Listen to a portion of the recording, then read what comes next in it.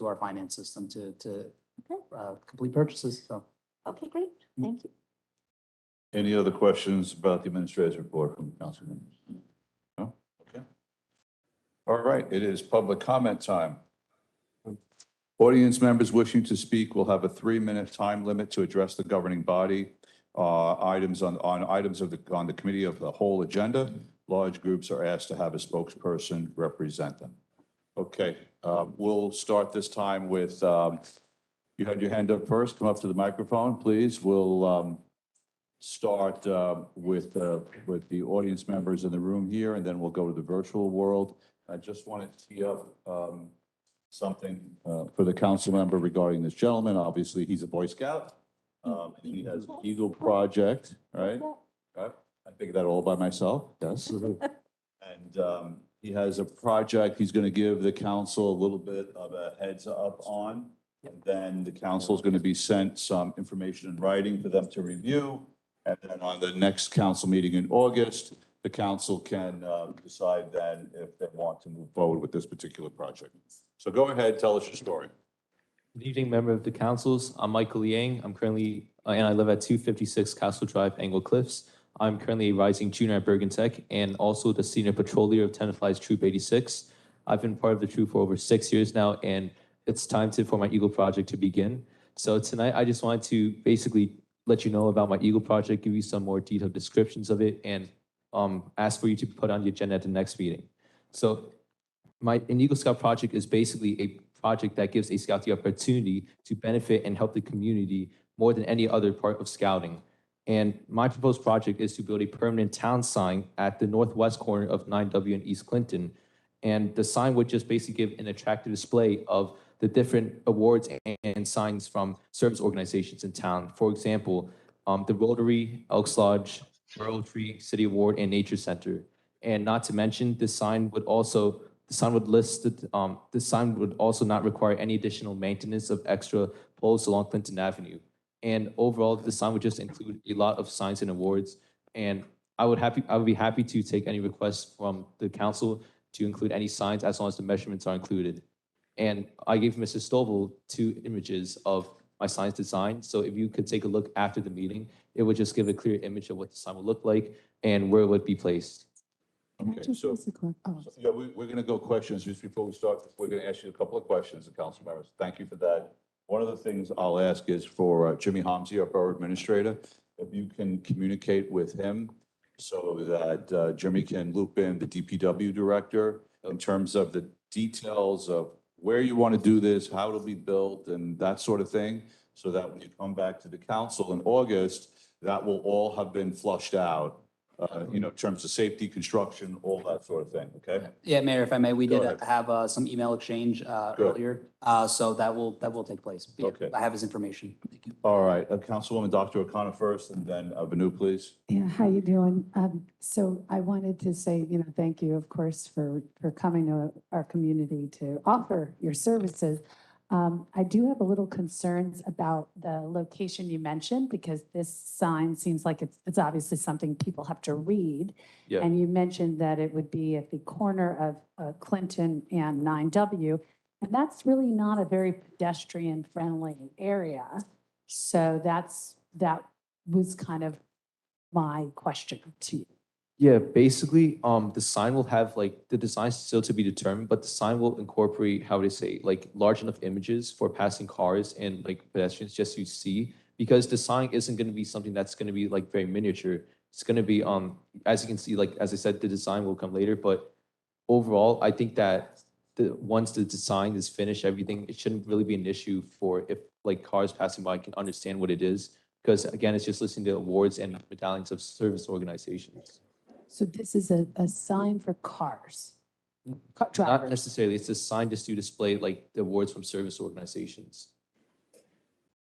I guess I'd still have some questions about. So I think I completely agree with you. I think that's what needs to be flushed out with Mike Cassidy and Jimmy about the best location, safety, all that. Vanu was next, then Jeff and Dan, please. Right. So that was actually going to be my exact question is, so these are the signs that are going to be put up are just like their logos, like the Nature Center or the Rotary Oh, Club? no. It's going to be a sign that has the actual awards. And Mhm. because there are multiple signs throughout town right now that, displays like let's say the Elks, like the Borough Lodge, like the Elk Lodge, right?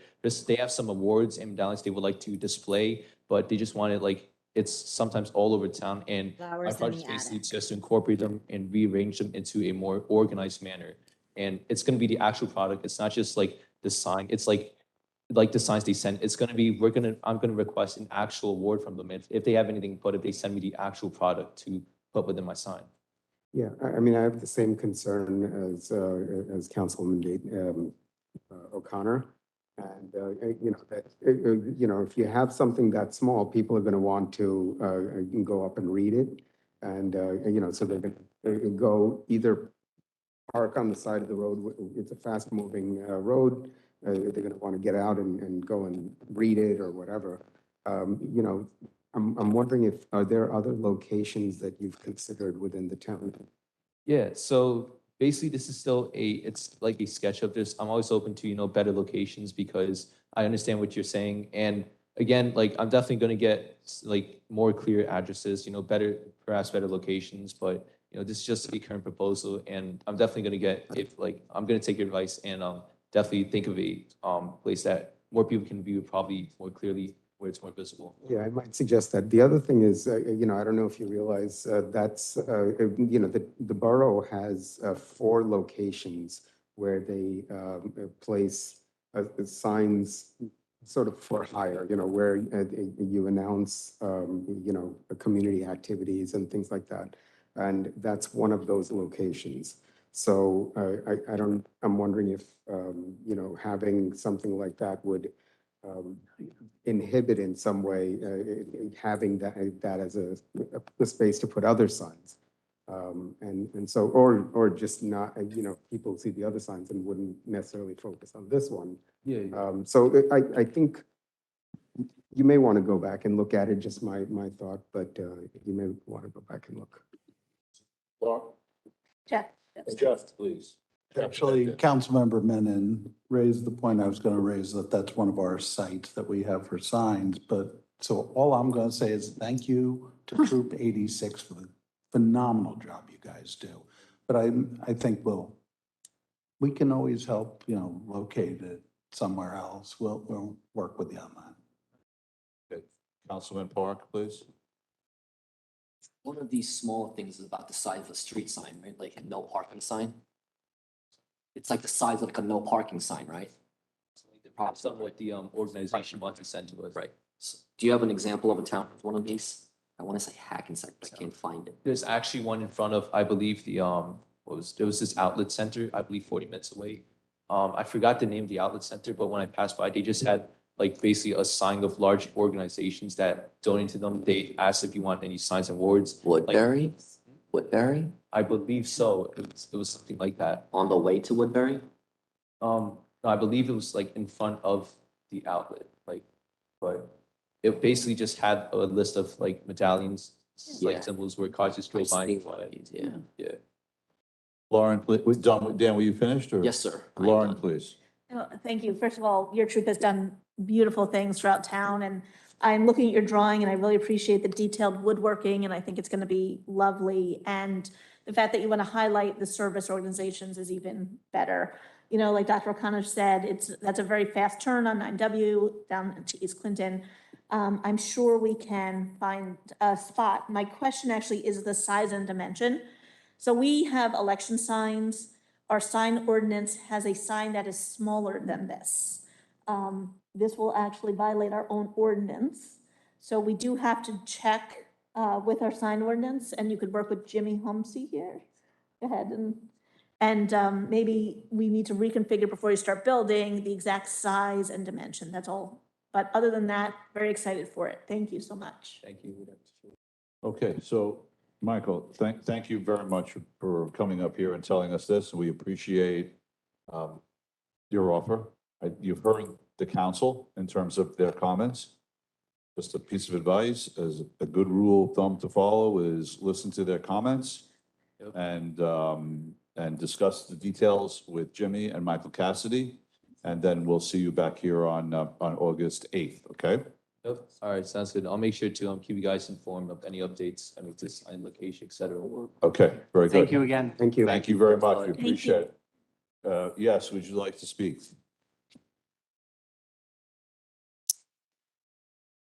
Christine Evron, 39 Leroy Street, and I've been advising Michael how to talk to the council. Two things on this sign. These are not signs that you would walk up to read. These are and they're not really awards except for the Arbor Day Award. These are the round rotary signs that you see at the entrance, every entrance of our town, that identify that these various clubs and things are in the town. So there is no stopping to read. And it's not really a sign, it's more of a display kiosk for the signs. So your signs are anywhere from 1 to 2 feet in diameter or rectangle. So it's for the organizations that are in town. Yes.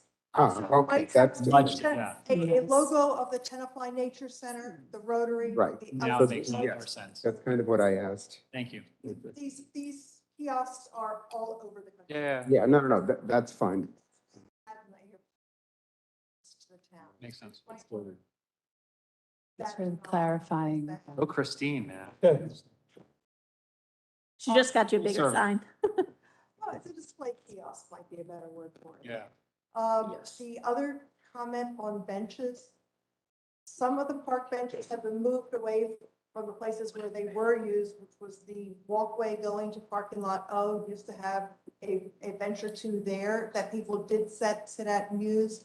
They sit at and use, we have benches all over town, and we always have. They sit and use the ones that were on the railroads, on Railroad Avenue, between Railroad Avenue and the train tracks along that sidewalk. And they use the bench by Fire Shaper. There are now benches everywhere, and it looks incredibly cluttered. We could do something about that. It would be very good. Thank you. Oh, and when are we going to paint the lamp posts? When we replaced. We spoke about that today. but Yes. I don't know if you want to get an Yes, update, you but said. we're waiting to we're actually installing new sconces. Thought I'd ever used that word before. So we're getting new lighting, LED, better, more natural. But The reason is, doesn't make sense to take it down twice. So we're hoping, it should have been done already. There was some delays, as, I don't know if you've heard, there's some delays in the world, but the goal is to try to do it at the same time, both the painting and the new lighting, so we don't have to do twice the work to take it down. That was the intention. So- I don't think there's any need to take the lamp posts down. This is what is the latest for decade. No, it's only the top of it, Christine. It's not the full post. Oh, they're not taking down the lamp posts and stripping them out, because that was floated as an idea, and there is no town that does that. We'll get back to the team. So Yeah. Jimmy and I spoke, and we're working with the DPW director. Thank you. Appreciate it. Who else anyone here from the audience would like to speak? Come on up, Isaac.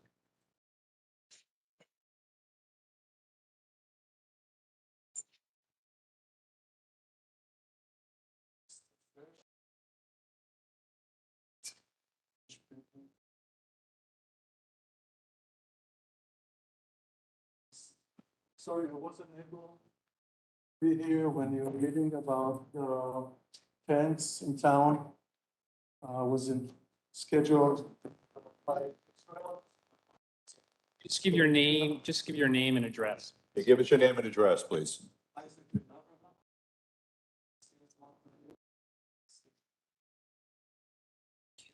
know what, Isaac, I apologize. Can you just use the other one? That sounds like Yeah. this mic is not working. Thank you. So when I was away, there was a meeting about the fence in town. And since I didn't have a chance to come here and speak about it, I'm coming here today. Things that I heard about the meeting I heard a couple of things. One of them is that it's blocking when you drive on County Road. It blocks the downtown. And especially when you spend long time in the traffic lights, you don't see it. You don't see the downtown while you're spending, and basically I think it's mostly because of bikers that don't see. So if you look, we're gonna go over the first picture. It's from from the traffic lights right by the church.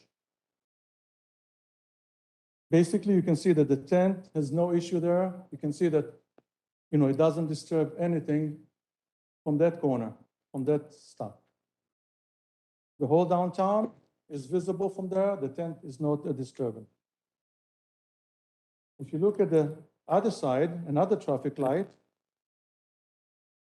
you see that the train station is covering the tent, and you can see the whole downtown from that side, from that angle.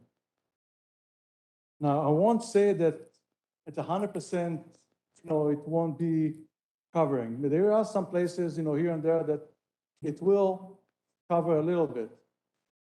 But while you're driving or while you're riding the bike, this shouldn't be something significant. And I think the benefits of being there, doing what we do, the way we put up the tent and the way we dress it up, it just brings more and more people to this town that actually can see it for a longer time in there. Now, there is an aerial map that you can see there. The picture number 3 is that the whole row of trees at the park is basically, if you look from County Road, this is blocking. Now, it could be that if you stand by on Railroad Avenue, on West Railroad Avenue, and you're looking towards County Road, it looks like it's covering County Road. But that's not the problem, because the problem that I heard is that County Road, visual from County Road to West Railroad Avenue, it doesn't do. There's so many things that disturb the site, and the tent is not an issue there because there are multiple things. If you want to basically see the town, you will have to cut down all the trees, all the flowers, all the roses, and that's basically what disturbs seeing from County Road, and that's while you're riding. So I think it's not the next picture shows basically the trees and the bushes that are there that are basically the one that disturb the site from County Road. Same thing with the next picture. You have the willow tree there, and then there's another big tree. So there are some segments maybe of 10 feet here and there that it might be, the tent would be a disturbance, but that's basically what it is. Is it just 2 more minutes, okay? Pardon? 2 more minutes, because we have a packed agenda, so just, Okay, Yeah. so please. the next picture I took is from the top of the steps of the church. And basically you can see I'm standing on the top of the church, and it's not, basically you don't see the downtown and you just see a little bit of the tent. The next picture is the benefits of having us there. So you can see the bikers coming there, they're leaning there, they're putting the bikes there, and they staying there for 40 minutes at least, but before they ride, and they can see everything in downtown. So, and, okay. So then you can see all these are next pictures. Now, another things that I heard in kind of a reason for not having a tent is that it's an eyesore. And I think if you look at the next pictures, this is the most beautiful things that you have downtown. Eyesore is all the other stuff. You can see one compared to another one, and you can see one side of the street, the way it looks, and the other side, the way it looks. And not to brag on anything, but because the way we do it, the work we do, other people other businesses started to act the way we do. They put flowers, they put things, they're cleaning up things, and now, they're learning and doing it. We've been doing it for 20 years. The way it didn't just come out now in the pandemic. We did it for 20 years, always flowers, always things, always clean. And I think now people coming from all over, when I told them about the problem, one lady said, "This is crazy. We love to come here. I'm coming from Norwood. My other one comes from Maywood. We're meeting here at least once a week. Since then, I started to go to I found that there's a kosher deli here. I found that I'm shipping in CVS here, and many people doing a lot of testimonies. I can bring next meeting if you want, a whole bunch of testimonies. But I think this is not, the tent is not a problem. And because somebody just got up and complained, at least 3 other businesses that having the tent are suffering now. And in the city, you can see that they still have it going on. And then one of the pictures shows that even today, like, in practical way, it is that, even today that it's raining, people coming and sitting there and enjoying themselves. I have senior citizens coming there that want to stay away from, they don't want to go inside, and they feel comfortable there. I have families with kids, and I think the decision was wrong. Okay, thank you. Thank you for your time. Thank you, guys. Jimmy will be in touch. Yeah, Jimmy will absolutely be in touch, of course. Next person who would like to speak from the audience here presently. Yes.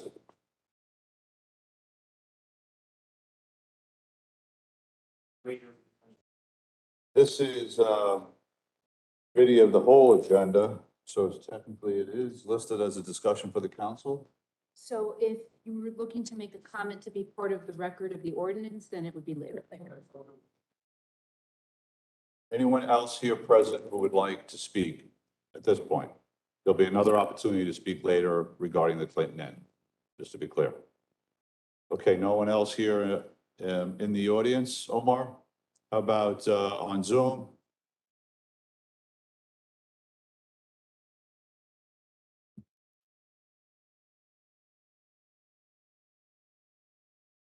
I see no hands, Mayor. No hands there? Okay. I'm going to close public comments, being there's no hands. Council members, any questions about the resolutions you'd like to discuss, please? We just discussed the Riverside Cooperative, the asphalt for a second. Sure, what's your question? Of course, absolutely. Okay, so this is our road paving, so it looks like we are going to, this is a change order? So I'm I could, I could address, so, under the Riverside Co-op in the contract, it allows to do concrete work. So this is, in this year's capital budget, there was money allocated to do curbing. Okay, that's what I thought it was. So we have 2 items, and that's why you'll see in the resolution, there's a breakout in the backup. There's a breakout of 2 items, for a total $80,000. So the 50,000 was from 2021 capital for sidewalk upgrades in the downtown. And there was in this year's capital money set aside for curbing replacement in various locations throughout the borough. So this allows that to be done in the same, under the same contract, and the co-op just allow us, so we don't have to go out to bid, allows us to get a little bit more, stretch a little bit more for our money. Okay, thank you. But sorry, please. No, go ahead. The way I understand the co-op, was it looking for it, but off my top of my head, I thought like we put in for 50, but they're asking for an additional 80, or? No, so Seemed there's like it 2 was a lot different, more. so there was 2 different, 2 different funding sources, or 2 different ordinances rather, capital Yeah. ordinances. So the one was from 2021 for specifically updating sidewalks in the downtown. Yep. The other one, so that was for 50,000, that's all the funds in that was allocated from last year. The old funds, but- No, there is just, one's from 2021, the other's from this year, 2022. From 2021, it's specifically just for updating sidewalks in the downtown solely. The one from 2022 is updating curbs throughout the borough in various locations. But this 80, was that in the budget, or this is Yeah. incremental? No, so it wasn't in the original contract award. Right, so you need to have a little bit of the backstory, right? So the council approved the $50,000 in curbs Still with it? last year. Yep. And we made a decision because of the weather, conditions, pricing, to hold, and correct me if I'm wrong, Jimmy, to hold over the curbing construction rather than doing it in January and February, to do it as part of a change order in this contract. So there's no new money being allocated. It's already been approved by So the there's no council. new money. The Correct. 80,000 is not new money. No. That's It's just seen as a change order because the original contract was just, so it's for clarity, the original contract, or that contract is for asphalt, so milling and paving, and you could also do curb work. So the change orders for the curb work, but not additional. These were allocated from last year and this year specifically for those purposes. Yes, Vanu, please. Yeah, so there are a couple of resolutions. I just have a question about the agreement with the County of Bergen for snow plowing and salting. Does that mean that the county takes over the work of doing the snow plowing? How does that, what's happening? They give us, we will do, the borough, DPW will plow the county roads. And to kind of offset that, they would give us salt. There's a certain amount that they give that we use, but they'll replace our tonnage of salt, a certain tonnage of salt based on our us. And they do this with all the municipalities in the county, is my understanding. They have the same agreement that their reimbursement is through tons of salt. But this is the first time we're participating? No, in this? no. So it's just a Yes, correct. every 2 years. Got it. And then the next resolution 240, talking about the interlocal services, Title I of the Housing and Community Development Act. Can you just give us just an understanding of what that's about? This is number 240.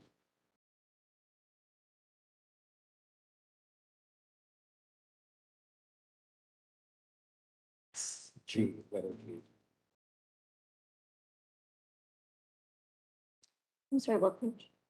It's letter G, number 240. Letter G. So I believe in, Omar may be able to assist me on this one. This is through the county, through their, the community development block grant. They just look for, pretty much points of contacts and people to be members of their committee, from each municipality. And that's done. It was done. So, yeah, basically, Jimmy, hit the nail on the head. It's, to have a representative from each municipality participate in the community block grant, decision making and different type of meetings that they have over at the county. Okay. So it's actually an annual resolution that we pass every year. Mhm. So every year we have to assign someone else. Okay, and then I'd like to have 241 pulled out and voted on separately.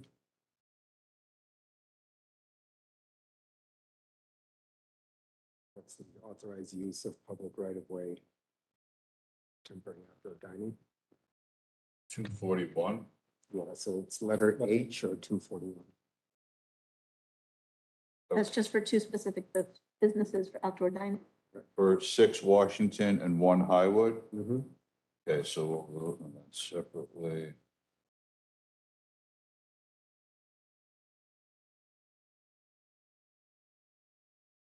And Can I then, ask the rationale for that? Sorry, want to hear. because there was a separate resolution at the last meeting and we voted on that separately. And I want the ability to vote as I choose on this one as well. And then finally, letter K, which is authorized purchase of equipment to be installed in police vehicles. Did we, I know that there are a couple of times where we've had the police use money from a trust to update the vehicles. Is that, so we don't have that in this case, or how, or is this in the budget as this? I believe it's in the budget because I know it's being purchased throughout the operating budget. I know in the past, I know what you're mentioning, where the police department will purchase the upfitting for these vehicles through the capital budget. But since the capital budget hasn't. Not even through the capital budget, but through their own trust. Resolution. It's the recovered funds. We do it every year. No, there have been times where they'll purchase a vehicle through capital, and then they'll purchase another. Yes, that's exactly Right, exactly, yeah. They do it for 2 cars. I think one of them comes to the. Specifically notes that it's coming out of. It's coming out of the operating. Yeah, they might have been earmarked, there might be some other funds for like the license plate readers that that funding source may have been used for. Thank you. 2022 operating budget. No. Yes, Jeff, were you done, Vanu? Yeah, thank you. Jeff, please. Yeah, this is more for clarification for members of the governing body, that item M, as in Mary, approved developers agreement, 17 Eager Place, since that's not altogether clear. This was an item that came up last, I think, September before the planning board. It's a property on Eager, which technically contains 3 lots, but it's one property, one house, and they want to do a minor subdivision and have it defined as 2 distinct lots, because of the 3, none really would have been sufficient. Reverse subdivision. It's almost a reverse, to make it viable for 2 houses to be built on it. So that was approved by the planning board, and this is just really approving the developer's agreement. What we would be doing as a next step, just because it wasn't necessarily clear. Thank you, Jeff. Any other questions from the council regarding the resolutions for the consent agenda? No? Yes, Vanu, please. The only thing is that developers agreement item, I don't see it on the resolutions. What? I don't see it as one of, on the list, on the, no, but over here. You know, on the consent agenda? 22. The actual, Resolution isn't in the It was, packet. The supporting documentation was there. I had, it was sent separately. Right. Yeah. I don't know. I know it was sent separately. yeah. 'Cause I had uploaded it. Okay. this I think they afternoon. just emailed us. Okay, we're done with the resolutions, everyone?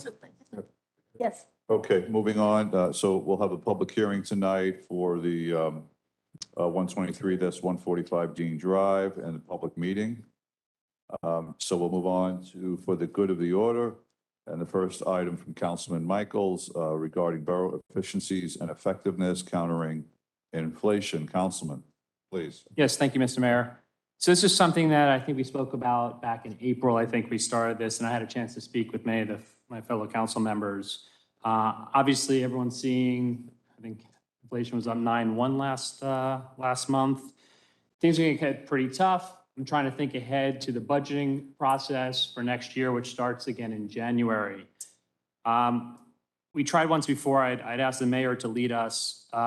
We have to find a way to preemptively look at our budgets and find ways to find efficiencies across departments.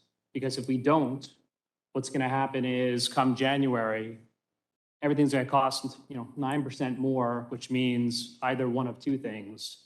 Our $30 million budget gets 10% higher, and we still get nothing for that. Or we're going to get less for the same amount. Or we have to tax our residents more. So what I'd really ask for, we spoke about it a few months back, we didn't get as much traction. How do we take action? I'm open-minded. Do we create a subcommittee within the council? We have brilliant members of our community that could help us with this. But we have to drive to action. We have to be really clear. Again, I don't believe in peanut butter, so I don't believe in 10% across the board. But we have to find savings now. Gives us 6 months, and then we see it in January. If we wait till January, nothing's going to happen. So I'd ask you, Mr. Mayor, to kind of lead us. What can we do to take action and hold ourselves accountable to that? Well, perhaps, go ahead, Jeff, and then I'll answer that question. No, what? Okay, so I think frankly, your comment about a subcommittee of the council, 2 council members, myself, the CFO, the borough administrator, we sit down and hash through it. Maybe perhaps get some advice from some of our residents who are experts in finance and money, and see if we can't hash through some ideas here. And That'd be that great. team. Yep, and we have 6 months to do it. Okay, Jeff first. No, I'll yield. We as a council actually created a finance committee. Correct. So I think if we need to reimagine the finance committee, now's a good chance. But we did create it and invite members of our public to be on it. So I just want to throw that out there for the exact purpose of trying to find savings and efficiency. And yet I understand it hasn't really done that kind of work, but why don't we start at least with those people in the public that have volunteered their time, that were in finance and accounting and expertise, and we've invited them to be on this committee, and let's start there maybe.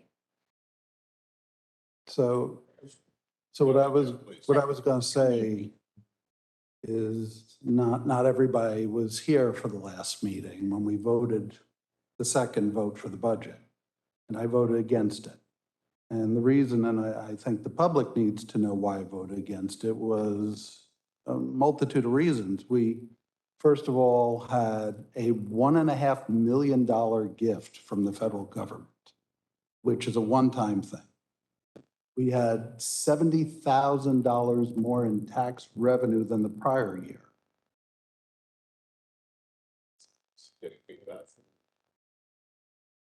We had $70,000 more in revenue from improvements on houses than the prior year, which is $90,000 in addition to that the year before.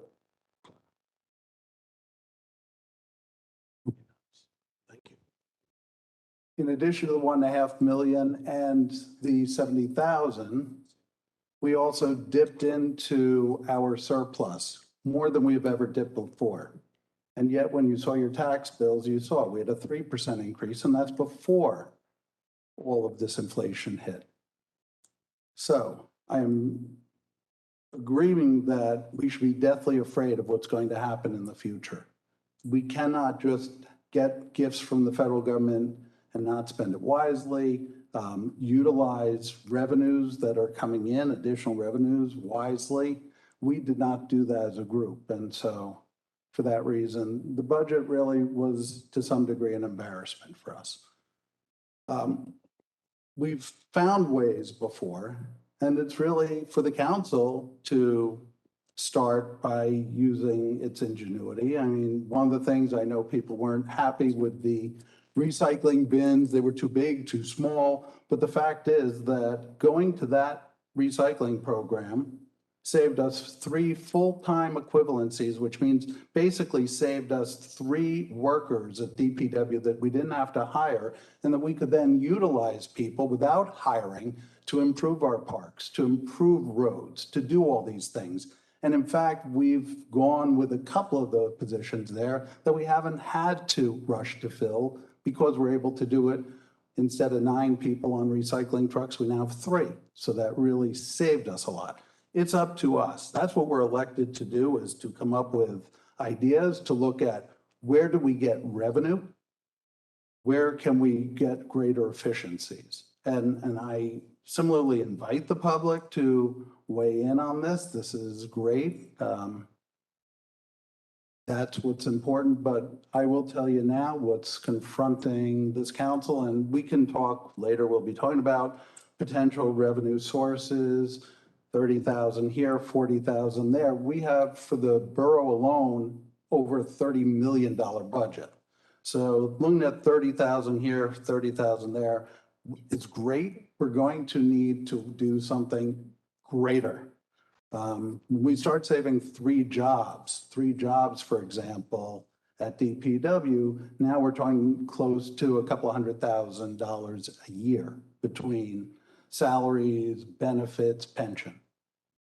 And that's really where we need, as a council, to be looking. We've asked before for a car inventory, how many times as a council, so we can look at, do we need to buy all these vehicles? Anyway, so I did want to explain that. I am all for this, but I think we also need to do the job we're elected to do. Be responsible in the budget and look for those ideas. Thank you, Jeff. Lauren, please. I just want to raise the point.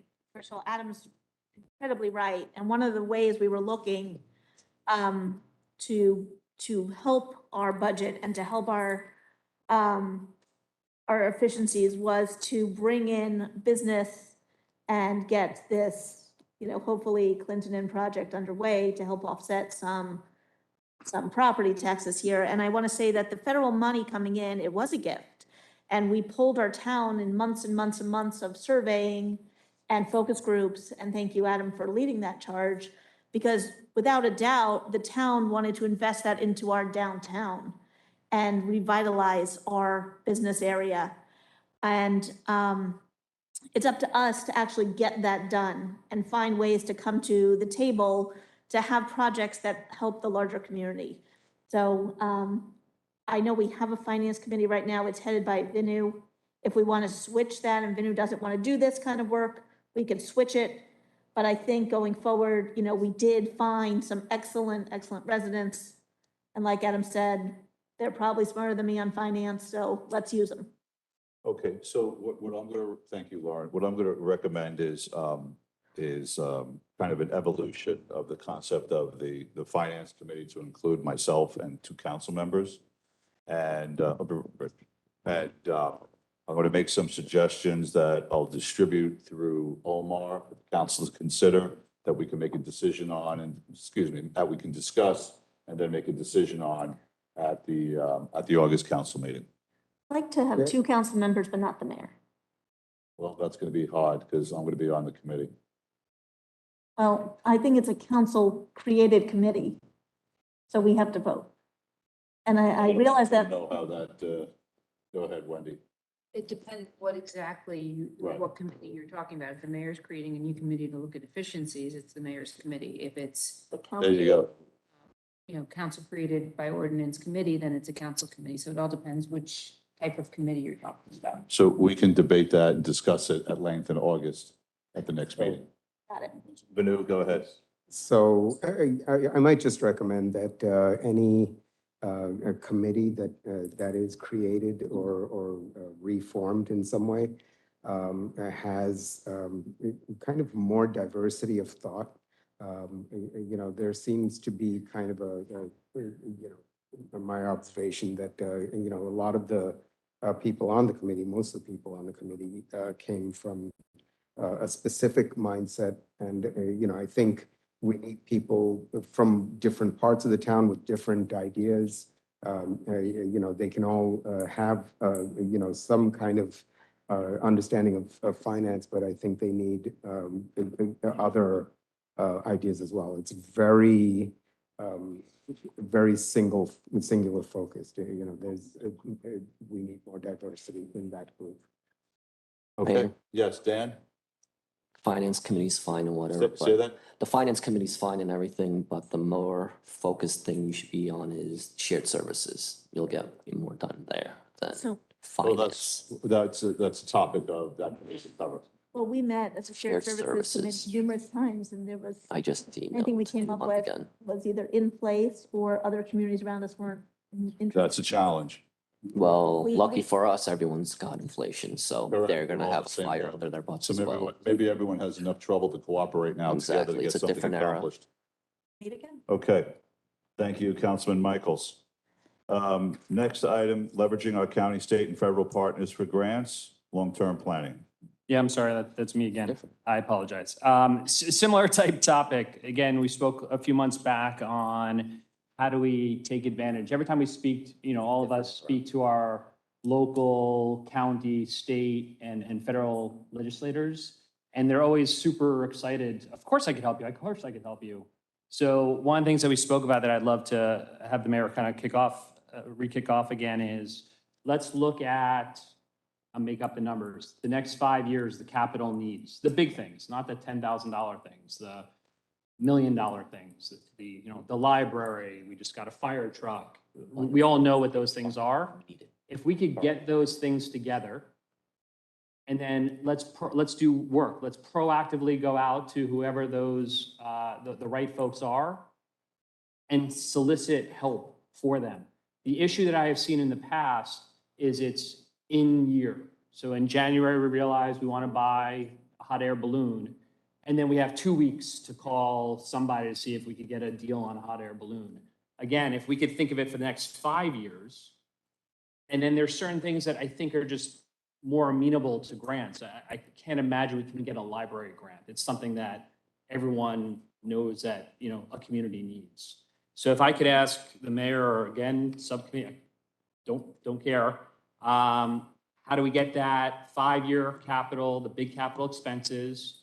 And then let's go after them. I don't know if, I've spoken to other members on the council, maybe we don't approve anything unless it gets 3 X marks from, you have to call local. If local's not going to do it, you have to call state. State's not going to do it, you call federal. Yes, if all 3 of them said there's no grant opportunities, then we'll decide on our own whether we should do it. But I don't believe, I'll go to the other extreme, we should use our own money, use our taxpayers' money to buy something before we've checked if there is a grant available for it, and we've gotten rejected from it. So I don't know what you guys think about that, and if there's, again, a specific action we can take to hold us accountable for making changes come January when we go through the budget cycle. Well, so I mean, just first things that come to my mind is perhaps there's enough room for all the council members to be on either 2 separate groups. We roll these together. We've got one team focused on things like grants, the other team focused on, operating and capital budget. And then we tie it all together so that everyone has responsibility and a piece of the action. Sure, it's great. Okay, so Let's just hold, the key is, we gotta hold each other accountable. We have 6 months before the budget process starts. That would be a huge change from what we've done in the past. Go ahead, Councilwoman. Could a specific action, though, with that be something that maybe Jimmy would send out to each of the departments to say what are the I don't know if you want to say a wish list, but some sort of prediction of your bigger asks, and then that way we have a list, and then maybe that list could determine who goes off and pursues grants. What do you think about action? So I did do that exercise. I mean, it's in a few items came back in terms of infrastructure, either new infrastructure or improvements of infrastructure or the big fire vehicles.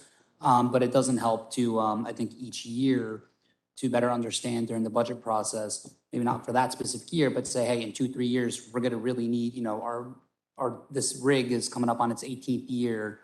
So when we know in 3 to 5 years, we need to purchase a new one and replace it, then at that time, you want to start exploring either that year or next year for grant opportunities, knowing that it's going to take, see what's available that year, and it'll take a year to get an award, and then so on and so forth. So I think a mix of all that, but I do have a decent understanding of those longer term needs. I think we just have to check again. I think when you and I reviewed it, and thank you again for driving that, it was a pretty small list. Yes. The reality is, if you said, and again, the number better, let's pick a number, $100,000. For every item for the next 5 years that's over $100,000, let's get that on the list, because I'm using that number, a bigger number that you'd want to use for a grant. You don't want to do it for 10,000. I bet you an Oreo that list is longer than the list that you got back. So let's get the full list. And again, I think the mayor just brought it up. Again, if it's not on the list, we're not talking about it come budget time. Right. Lauren, please. Julie, were you done? So Laura, for please. Julie, when we do our budget books and we ask each department in the itemized capital, we say, give us a 5-year projection plan, and you see that the numbers go in the chart. That really is their wish list. Like, we know we're gonna need, new basketball lights, 5 years from now, and they put that on the chart. So we do have some guidance there. That's my first thing. So we should be paying attention and planning, saying, oh, next year they want another fire truck, we better figure that out. But the point, for the grants, we pay a grant writer at Colliers. Let's not forget, we actually pay money out of our budget every year for Colliers to give us a chart of possible grants that we can apply to. I think that we need to ask for it. I think we need to get our money's worth from it. And we need to say, here's 10 items, go find us the grants proactively, to Adam's point. The minor thing, and Jimmy would know this best, we use an engineering firm as a grant writer. Yeah. So I'm just gonna make something up that I don't know is true.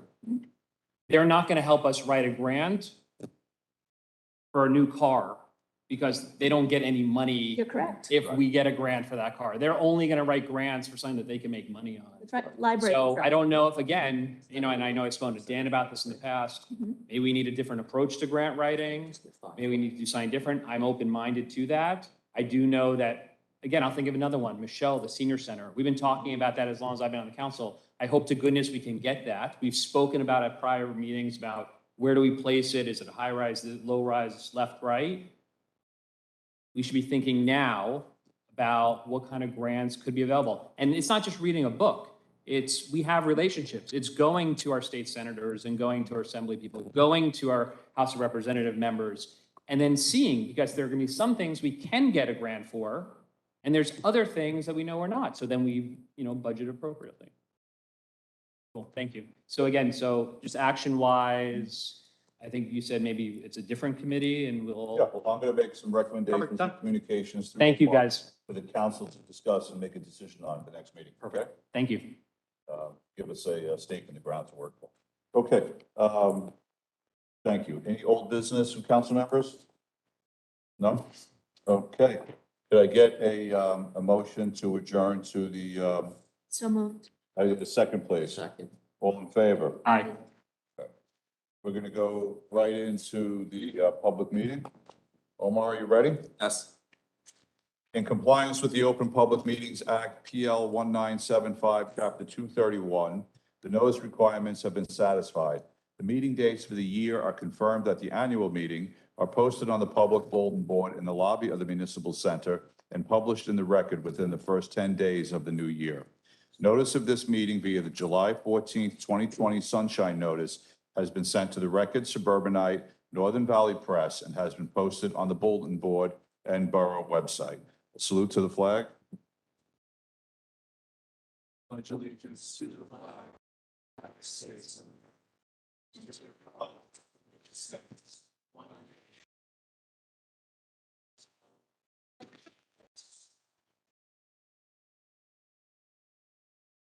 Omar, can I have a roll call, please? Councilmember Dayton, Here. Councilmember Grossman, Present. Councilmember Menon, Here. Councilmember Michaels, Present. Councilmember Dr. O'Connor, Councilmember Park. Here. Mayor Senna. Here. Revisions to the agenda? Yes, Mayor, just one. Resolution R 22-241 is being pulled from the consent agenda and will be voted on separately. Okay, thank you. Omar, I'd just like to acknowledge that Councilwoman Dr. O'Connor stepped away from the dais temporarily. She'll be back in a few minutes. Thank you, Mayor. Okay, it's public comment time. Audience members wishing to speak will have a 3-minute time limit to address the governing body. Large groups are asked to have a spokesperson represent them. You want the comments now or? Yeah, so that's it. We want, No, do it at the public hearing. Right, that would be during public hearing. right, so the public knows, so this is a public comment period. We are also going to have public comment during the discussion of the ordinance regarding 123, 144 Dean Drive, the redevelopment plan for the Clinton Inn. Okay, so does anyone have any public comments they'd like to speak from the audience here at Borough Hall? Yes. Come to the microphone, please. Give us your name. Assume, Christine Evron. go to this microphone here. Christine Evron, 39 Leroy Street.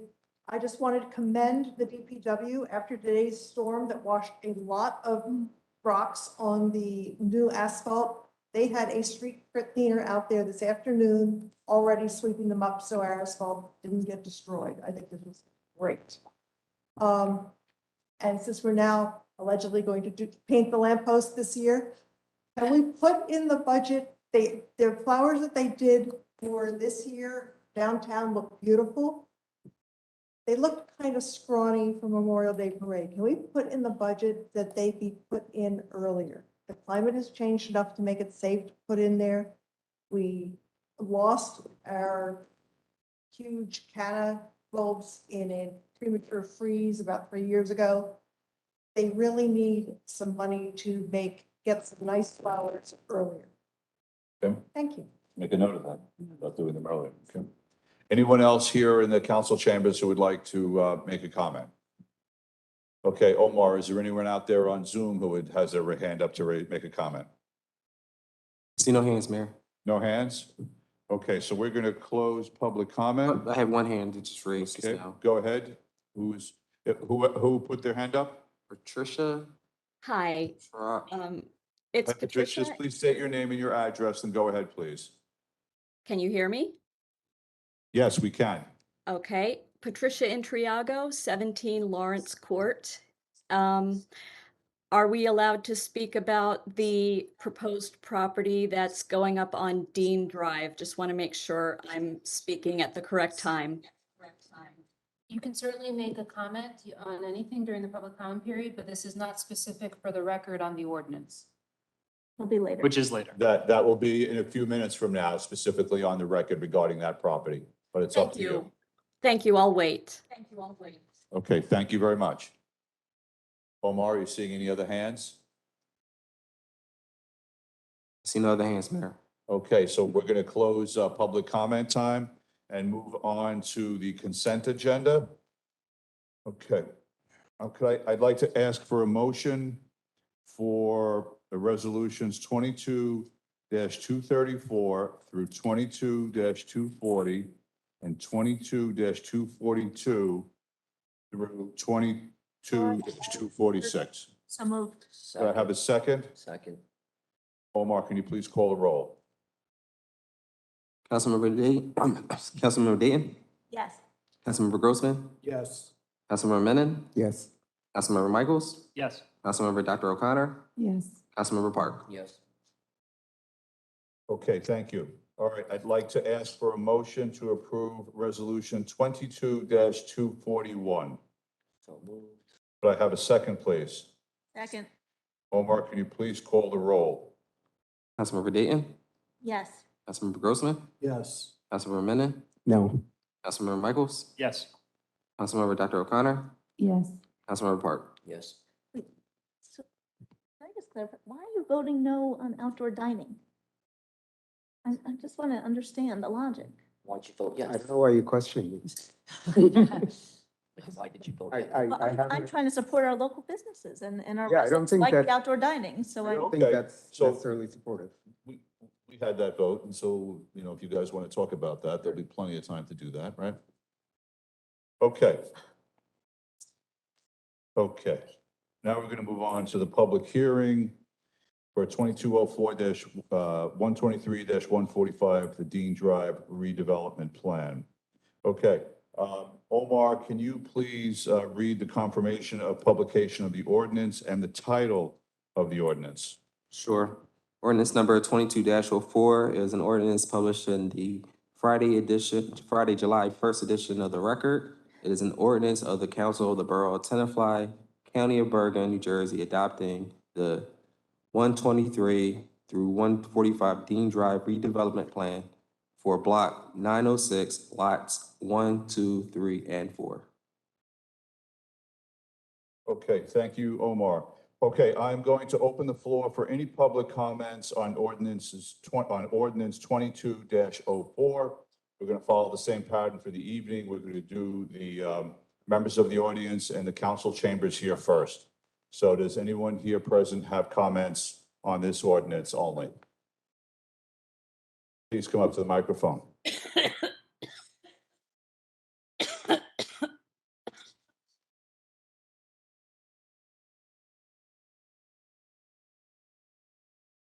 Just state your name and your address, please.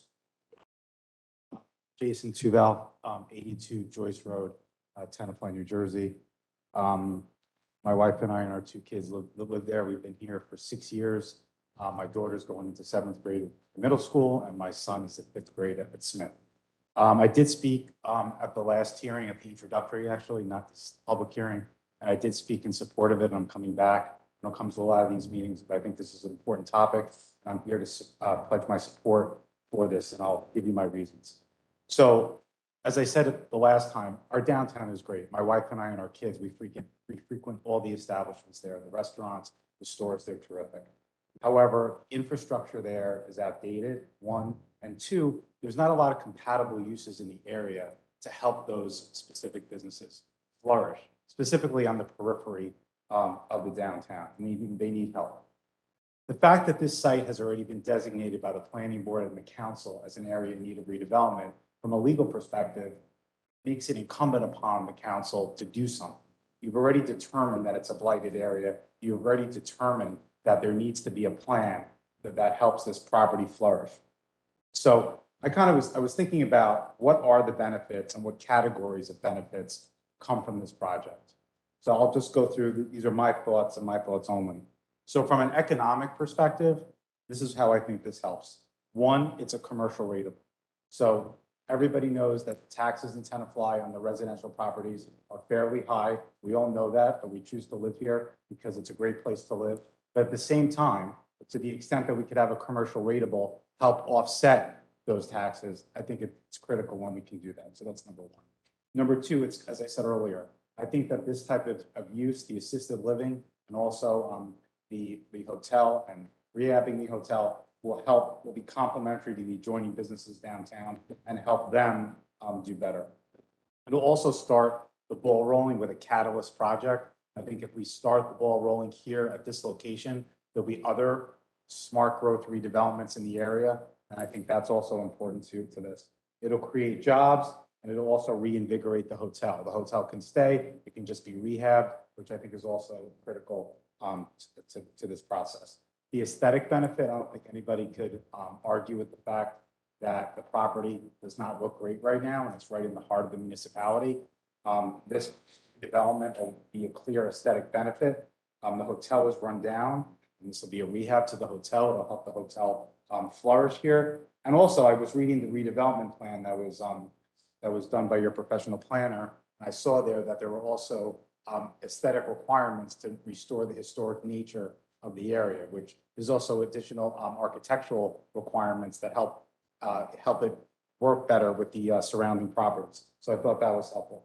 Also, from an ecological perspective, you're going to have better stormwater management in the area, especially based on the new rules that were promulgated by the DEP 2 years ago. That'll help runoff rate, volume. It'll help all the surrounding properties in the area. So you'll have that from an ecological benefit. There's also in the new redevelopment plan that was revised the last by your professional planner. There are green infrastructure requirements there, pervious pavement, green roof, EV charging stations, and then you'll also have the ADA requirements as well.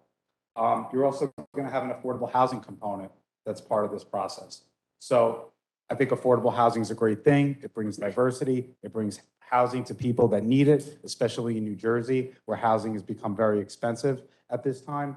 But there's also an issue about the impact on schools. Here, you're able to bring affordable housing from an assisted living perspective. So you kind of get the best of both worlds. You have affordable housing, but at the same time, you don't have any impacts on the school children. So I think that's also a critical aspect of it. From a traffic perspective, also, I was looking at the underlying zoning because your redevelopment area is an overlay. So developers can come in, either use the underlying zoning or they could use the redevelopment plan, right?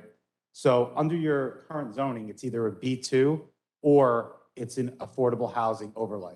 So what basically that means is you could have an affordable housing overlay with a multifamily building of market rate units. Or you could have it as a B2 zone where you could have a strip center, bars, restaurants, et cetera, which would generate way more traffic, at least in my opinion, than what's being proposed here, which is the assisted living and already the existing hotel. With that being said, I just want to say that I thought, and I said this the last time, I thought this has been a good effort, team effort between your professionals, your planner, your engineer, both your town attorney and your planning board attorney to work with the developer. The developer came in with a 7-story building. I had no issue with that, but I know some of the constituents here, some of the residents had issues with it. You brought it down to 6 stories. You also introduced a lot of those other amendments to the redevelopment plan or revisions regarding green infrastructure, changing the impervious coverage requirements. So I think this has been a really good process between the council, the community, and the town's professionals that help you guide this during this process. So I think everybody should be commended for that. So with that said, I just wanted to say that I fully support this project and I hope you vote in the affirmative on it. Thank you very much. Thank you. Any, yes, please, sir, come up here to the microphone.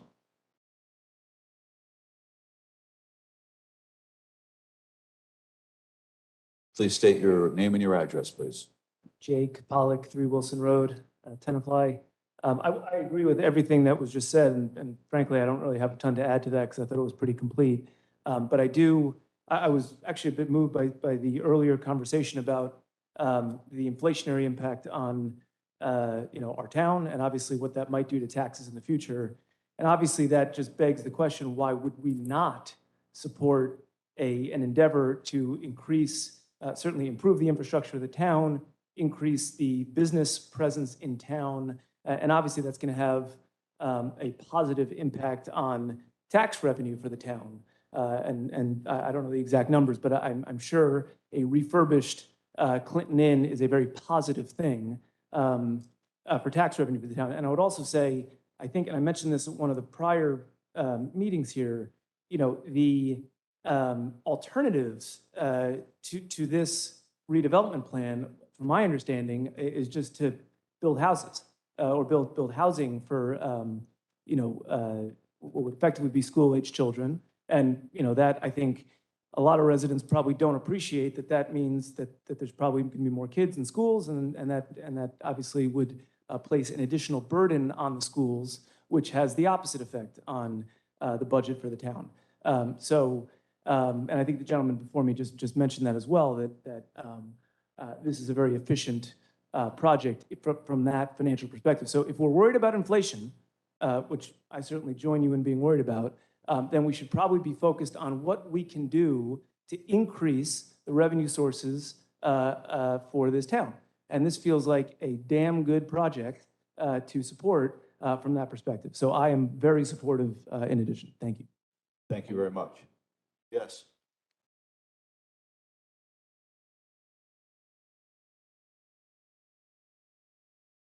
Yeah, hi, excuse me, Martin Hughley, 56 West Bell in Tenafly. The gentleman here made perfect comments about the whole thing, so just basically was going to say the same things. But I think in this meeting, with what was being said here about the future planning, I think this is a key thing, this putting the assisted living in for future planning. It's a great idea. It'll bring life to the town. And I think the issue about the taxes is a great comment too, about the importance of the increase. And I think what's going to happen with the real estate taxes and the rise of the real estate taxes is going to be very helpful. I also am very positive about the hotel beginning to prosper again, because I know from my experience in my business, both Unilever, Best Foods, and all the big companies up there used to use the Clinton Inn as their landing for relocations. They would bring tons of people into this town, house them there, and have them up there for meetings. They don't come here anymore. They go out to the Route 4 hotels, one up in Pearl River hotels, and they don't use Tenafly. And I think for Tenafly, the downtown area and the housing in Tenafly really grows by those relocations of those companies up there. So I think it's a big decision to make, and I applaud you guys for taking on this challenge, but I think it's really important to do. Thank you. Thank you. Other members in the public from here in the council chambers who would like to speak? Okay, Omar, are there any members of the public on Zoom who have their hands up or who would like to speak? I have Adalia, she would like to speak. Dahlia? Is she on mute? Yeah, can you see me? Can you hear me now? Yes, we can hear you now. Thank you. How are you doing?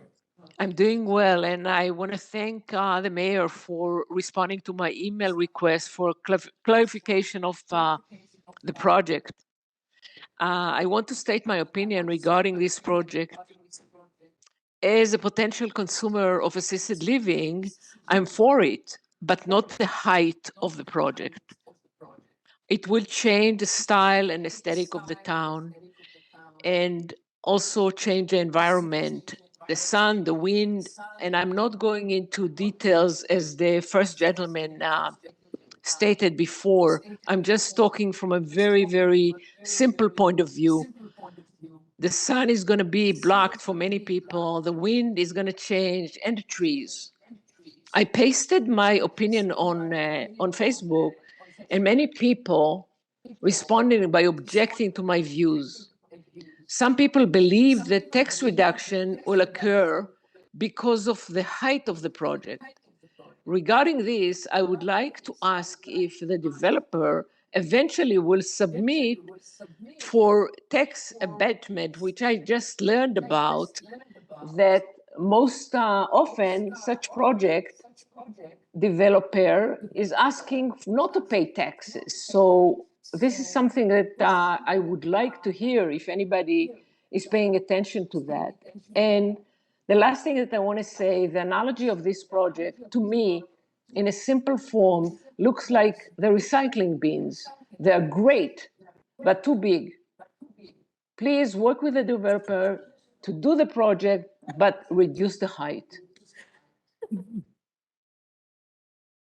Go ahead, Wendy, why don't you take, our borough attorney is going to take it first. There's no tax abatement on this project. The project will be paying taxes. Okay, another question I have for you. It's the first time that I hear this is going to be affordable housing project? There is a state law requiring that 10% of assisted living beds be set aside for Medicaid beds, which satisfies units for affordable housing. Yes. Okay, but it's not under affordable housing. It's Medicaid for required, it's a Medicare required for assisted living.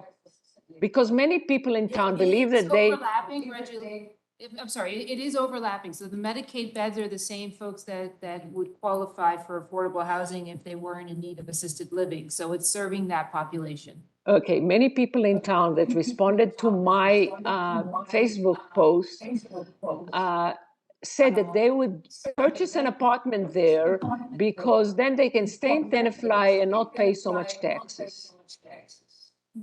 It's not apartments, it's assisted living. I know, I It's not understand. independent living. Okay, please reduce the height and I welcome the project. Thank you, Dahlia. Okay. Omar, who else is there to speak? I have Ellen with her hand raised. Ellen? Hi, Ellen. Hi, Go ahead. Ellen Bedrosian, 70 Demott. Hi. Hi. Well, I meant to raise my hand the last time, but I didn't. But it's about the flooding. Somebody mentioned the flooding. And I live in the Marlboro. Regarding this project? Well, it would be, well, I meant to raise my hand in the last part, but I didn't. And since this is about the Clinton Inn being built and there was talk about flooding, the first guy was his big thing about the flooding mitigation. Well, anyway, we flooded again today. Go ahead, what's your question? Yes.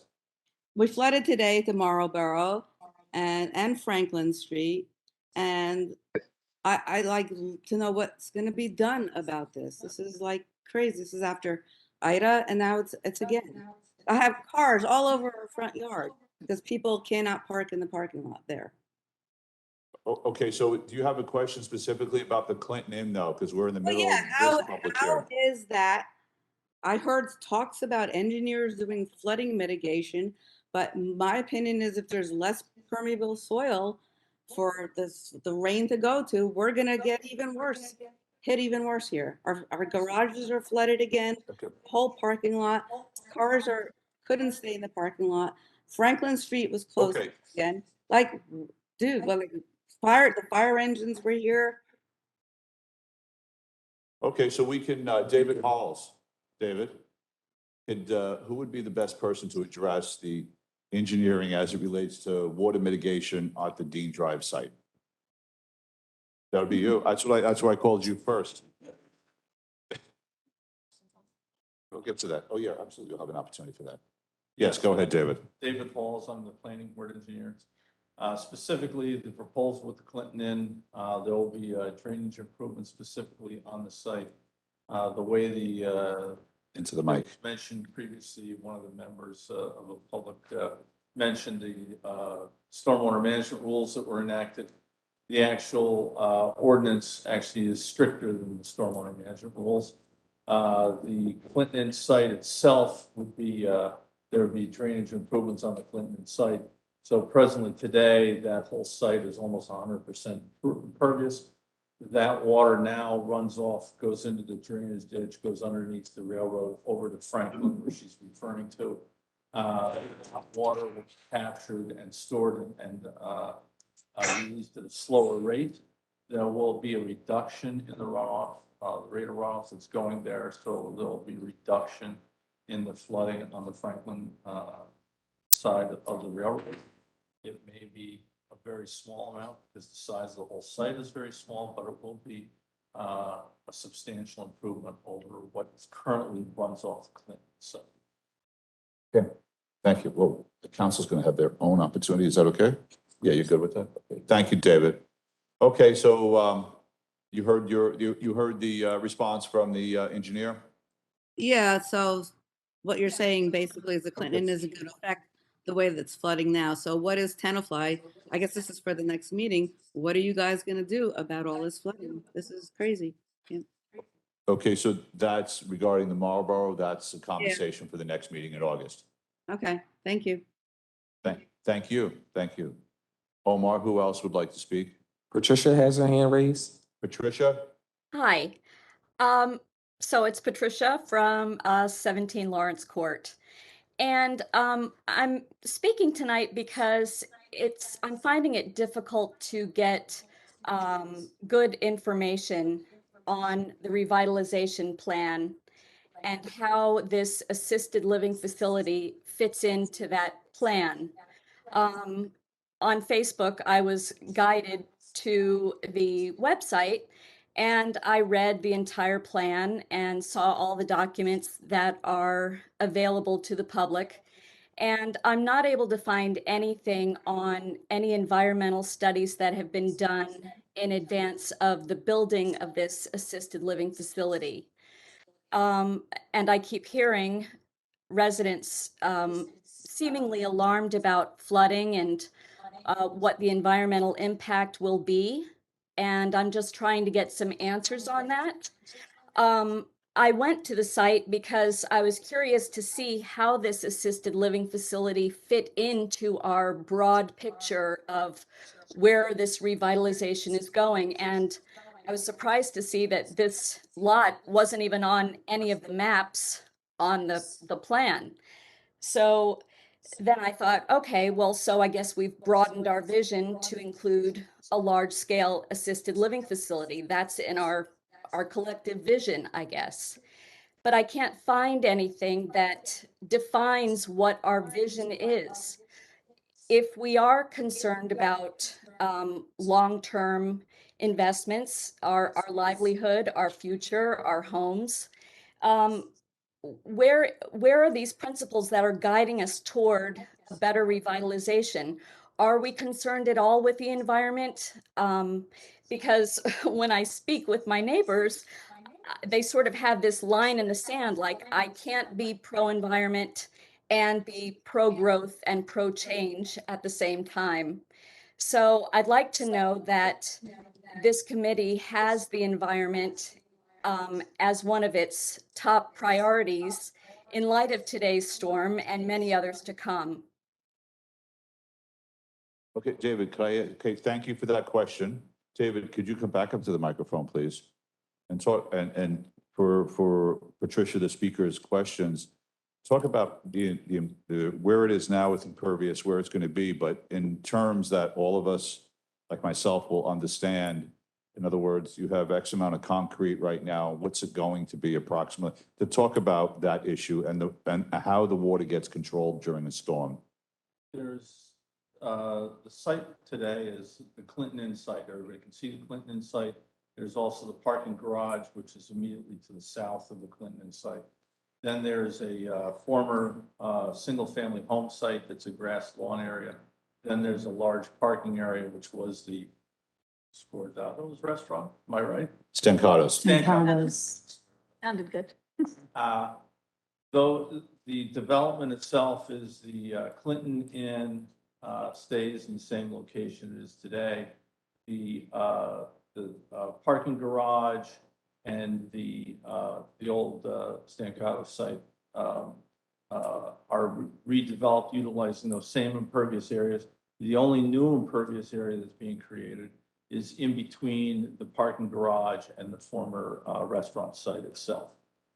Even that There is environmental regulations that have to be adhered to. There's the brook that's along the westerly side, which is the one that's causing the flooding and that goes underneath the railroad towards Franklin Avenue. That drainage ditch as regulated water by DEP. And there are specific regulations that will have to be taken care of during the actual preparation of the actual site plan itself. This is actually a ordinance, approval of that plan itself. The specifics of it haven't been completely worked out, but the overall drainage system from the new impervious area will be collected. It will be stored on site in some fashion and released at a smaller, slower rate. There'll be the smaller storm events. There'll be a green roof aspects. There'll be pervious pavements involved. Those will be implemented into the design specifically for cleaning the stormwater so that we will not be affecting the Tennakill Brook where this waterway is flowing to, which affects all of us in terms of the drinking water where the Tennakill is flowing to. So there's the water quality aspect that is being implemented with the plan itself.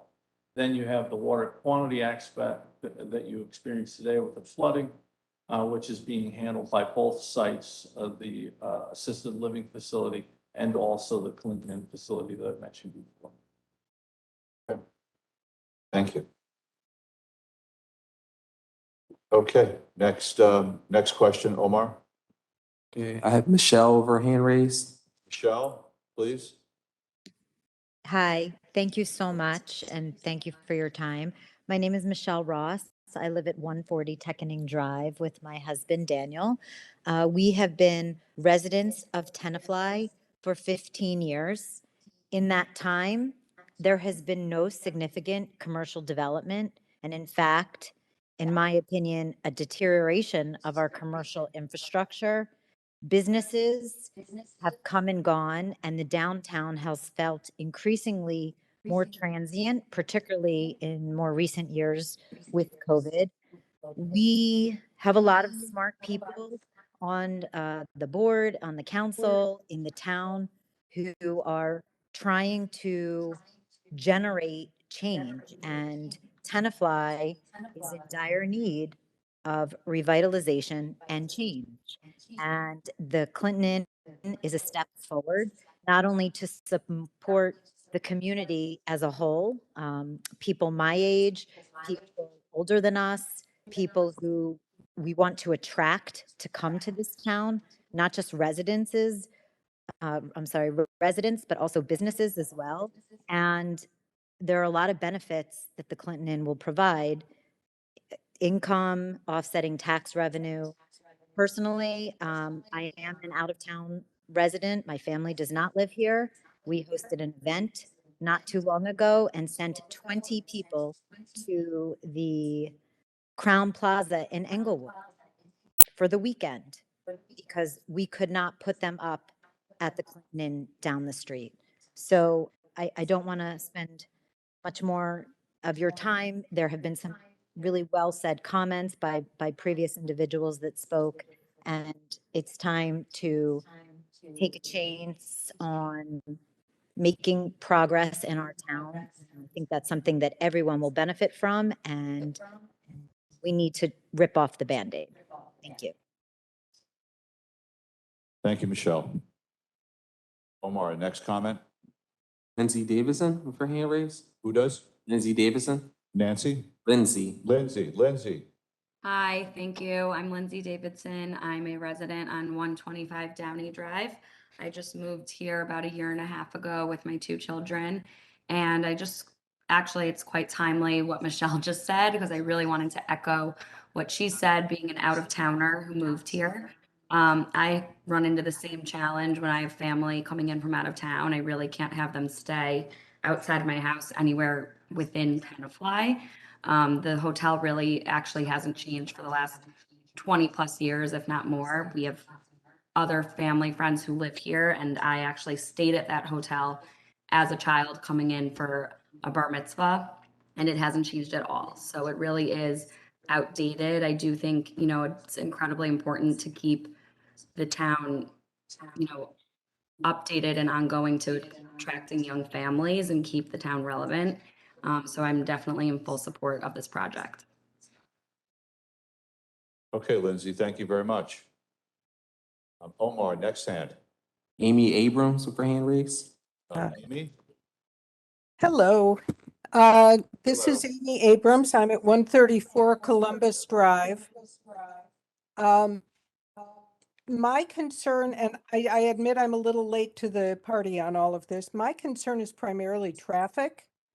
I have not seen a traffic plan or the layout that includes where the entrances and exits are going to be for this new complex. And I'd like to know if the entrance that is on the curve of County Road is going to continue there. And I'd like to know if there's any possible chance that we will be able to get a stoplight installed at the corner of Dean and Clinton, where there have been fatal accidents in the past. It seems to me that there is going to be an increased volume of traffic with a larger hotel and the assisted living facility, and I think we need some additional protection at that corner. Okay, very good questions. David, would you be interested? Which David? You're going to answer those? Good. Thank you. Our engineer is back at the microphone again. Yeah, the curb cuts with Clinton are proposed to stay in the same location as they are today. It's the hotel itself is being renovated in the same location. It's interior renovations to the hotel. The driveways would basically stay in the same location. In terms of the traffic signal, as part of the plan, it's written in there specifically that the developer is required to conduct a traffic study and traffic analysis of the intersection and to pay for their fair share of any improvements that are required as part of that traffic study, and also the county for that intersection. Okay, thank you. If I could just ask a follow-up. I know course. that the last time we talked about putting a stoplight at that corner, it was an issue because of the county. Has the county been involved in any way, shape, or form to this point? Go ahead, David. No, at this point in time, nothing has been submitted to the county for review, so the county has not been involved at this point in time. Is there an option to make our approval conditional on obtaining a light at that corner? Jeff, do you want to address that? Oh, the engineer is back again. It's, this is the traffic light, the blinking light right now it's a county road intersection. So it's the it's going to be at the review of the county. Any of the site plan approvals will have required to have county approval. And then the county will be involved with the application once it's finally made. In other words. Thank you, David. Okay, Omar. All right, I give up. Deborah Schechter with her hand raised. Deborah, please. Unmute. Hello, everyone. Go ahead, Deborah. Can you hear me? Go ahead. We can hear you. Just speak up a little bit. Okay. Hello, and thank you all for your time. I just want to say that I am in favor and support the revitalization project wholeheartedly. I'm a 25-year resident of Tenafly, and my only question is, I'm not sure where the height stands now of the assisted living. I think it's at 65 feet, and if it could be lowered, I think that would be better. I know that in the town of Englewood, where they built a large condo building, all of the stores across from that building are all complaining that they are constantly in the shade. They have no light. So that's my only thought is, can the building be lowered? Because once this one gets passed, I feel that there will be other buildings and that will change the complex of our town if there are multi buildings at a 65-foot height.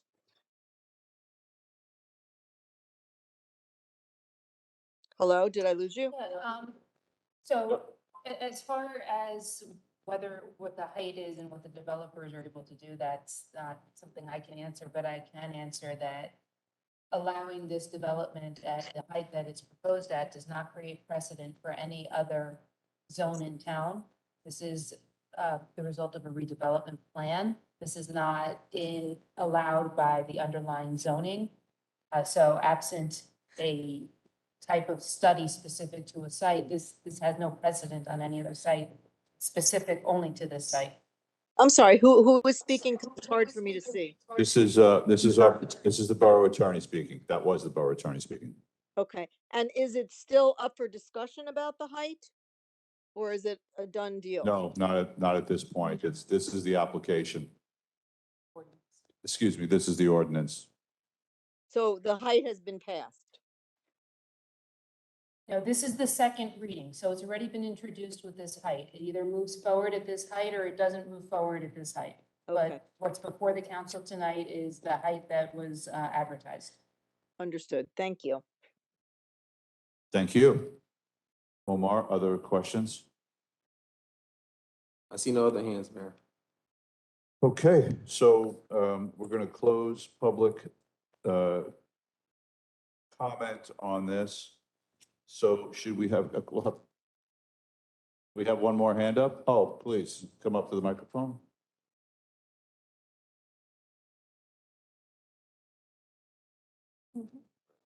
Andrew Till, 124 Oxford Drive in Tenafly, consultant to the owner of the property. I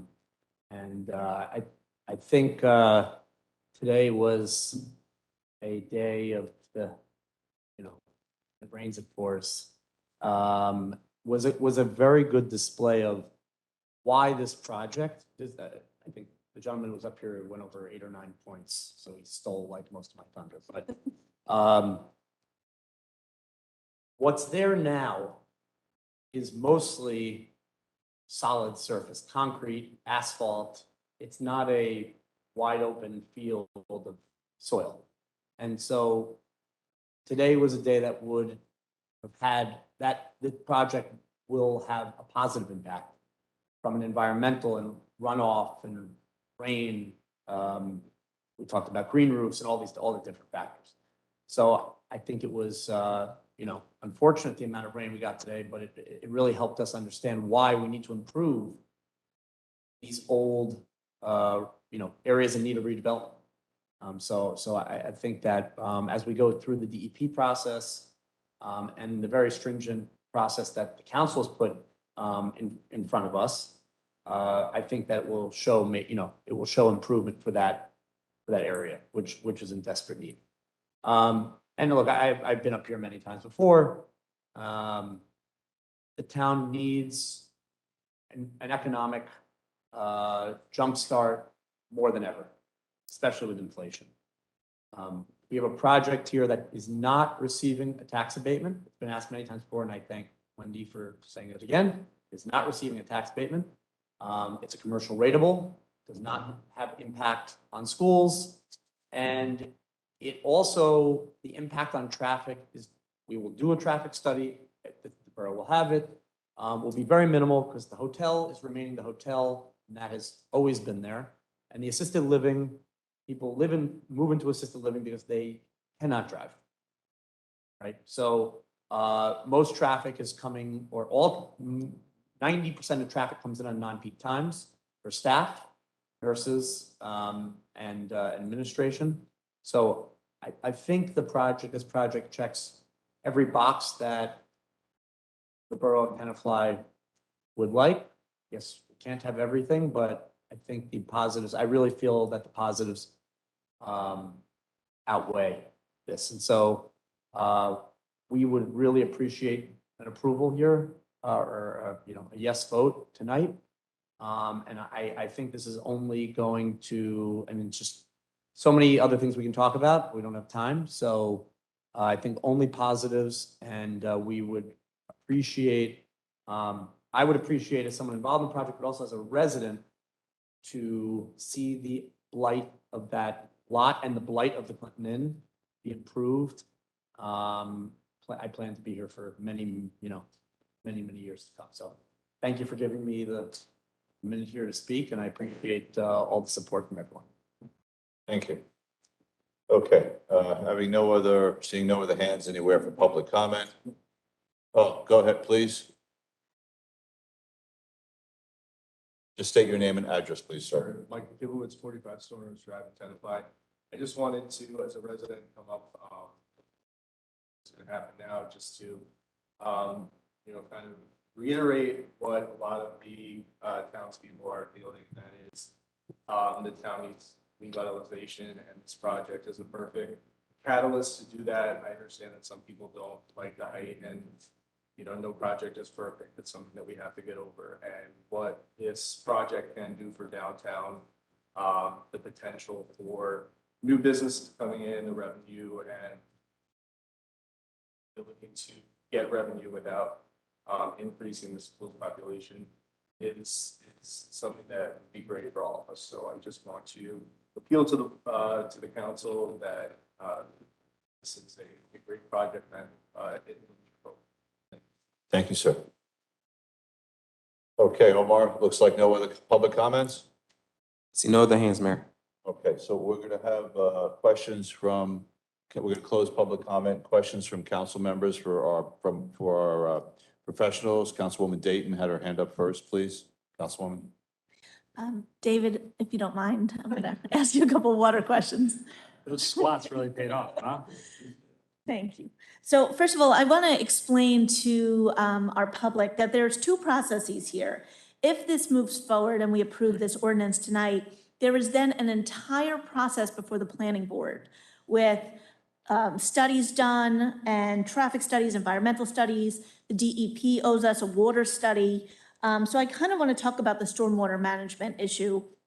When I talk to residents lately, that has come up, and obviously after today's rain, I got numerous calls today about that. And what I want to make very clear is that there's a new stormwater management ordinance, and it is significantly stricter than what exists there now. So I was hoping you could help me walk through this for the public. In terms of, you mentioned before that there's going to be increased capture of rain on our rooftops and our green gardens. There's going to be increased infrastructure in and around these buildings and structures that will help runoff and flooding. There's going to have to be an analysis of the creek. There's going to have to be, the flood hazard study. And so I basically want to educate those listening to some of this, if you wouldn't mind. Couple things. Sure. The prior site, the restaurant and the Clinton Inn, those were developed years ago under older regulations that existed at the time. And at that point in time, they were just, the regulations were capture the water and release it in the streams as fast as you can go and get it away from your property. What that does is captures the water, releases it off of the streams, it causes flooding downstream. So there was stormwater management rules. The borough enacted new rules last year, enacted the stringent stormwater management rules. This ordinance goes above and beyond those rules. There's going to be improvements in terms of just the localized street flooding on Dean Drive. There's only one, I believe there's only one inlet, might be two inlets on the side of the street. There are going to be additional inlets that are going to be required of the developer to capture the water from Dean Drive itself and get that off the roadway. Then in terms of the site, there's stringent requirements with the existing Clinton Inn. The existing Clinton Inn, the water flows off the site. The stormwater management rules you enacted last year would allow us to continue that same fashion as it does today with no reduction in the stormwater. The ordinance you're passing, if you do pass it, the ordinance before you specifically is requiring a reduction in that stormwater that comes off the site. It's also requiring green infrastructure to be installed in the parking areas. So So that right now that stormwater leaves the site. It's not clean in the current regulations and from the water quality standpoint. There's going to be the mechanism with the pervious pavement to take that water that's on the asphalt pavement, get that into the ground and do the necessary cleaning of that stormwater before it leaves the site. That's on the Clinton Inn site. The Assisted living? assisted living, thank you. The assisted living building, there's a green roof component in the ordinance itself, encouraging the owner to install a green roof. What that does is, instead of the water being taken off the roof and put underground in large containers, it's actually being stored on the roof itself. So it reduces the surface infrastructure and other components with that. It also cleans the water on the roof, which is normally not done. And then also all the pervious, they'll be utilizing pervious pavements around the property itself of the assisted living facility. Also with the design, most of the parking is actually underneath the building, so you're not going to have the contaminants and such from the vehicles on a surface parking area. And that also is a specific element in the design of the facility itself. So there's a lot of different components that are being done with this. They're enhanced above the current ordinances that the town has. In addition to all that, the stream is regulated by DEP. Actually, the borough's ordinances mirrors the DEP ordinance. They have to make sure that the flood elevation, the building's called the flood elevation, that there's no additional flooding downstream from any of the development, and that it's not going to cause any, by placing of the building on the property, it's not going to cause any additional flooding upstream by doing the proposed building elevation stuff. So there's a lot of different moving parts that are done all within the review. All of that is going to be done at the time of a site plan application for the planning board. And so that while this is an ordinance that would be adopted, once the developer comes in, it would go to the planning board. The public would have again a second chance to review the actual documents that are being submitted and going through the review process with them. Thank you very much. Other questions from council members? Adam, Julie? No? Dan? Jeff? Lauren, any follow-up questions? No, I'm very comfortable. Okay. Lauren, would you like to make a motion? Or would we have discussion first? Or? Oh, sure. When I was asking for comments, I meant discussion also, Oh, so. I thought you said question. I did, but questions are open-ended. Go ahead. What would be the order, Wendy? Would it be? You can have a discussion now and then. Yep. I will start off. I want to thank everyone who's been coming diligently to these meetings, both in support and not fully in support. I really commend our public. And I want to explain my thinking on it, because I don't go on Facebook, and these are really the only opportunities I take to express myself. So a lot of people, and I am in agreement with this, talk about the Clinton Inn Hotel. That hotel has been here for a long time. It's vital. It's a wonderful place. And it's a shame the condition it's in. But the fact is, that's really not a council decision. That's more of a business decision that affects the Clinton Inn. The Clinton Inn really doesn't need any permission from anybody to have rehabbed. They could have done that when they bought it 5 years ago, so half a decade. Since then, it has deteriorated. We've watched revenue fall from about 90,000 a year in the tax that we get for people who stay, occupancy tax at a hotel. We've watched it go from 90 to about 30,000. A lot of that was COVID, but now we're post-COVID, and I've watched and seen other hotels coming back. I agree, I wouldn't want to stay at this. But again, the opportunity to rehab it is not really this project. This project is more about the assisted living. The hotel doesn't need 1 ounce of anything from this council. They could have rehabbed it years ago.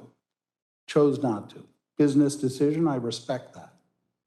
So let's talk about the assisted living.